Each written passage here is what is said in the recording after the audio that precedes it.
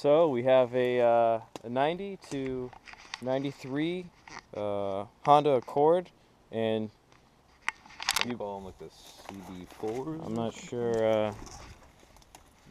This is CB7. CB7. And you guessed it. This hood Won't stay shut. ain't happening. So we're gonna have to give this Remedy one the situation again. give this one a fix. This one here. This is the actual lever you need to push down. Just get a screwdriver and push that down like that. And after you do that, it should stay shut. Boom.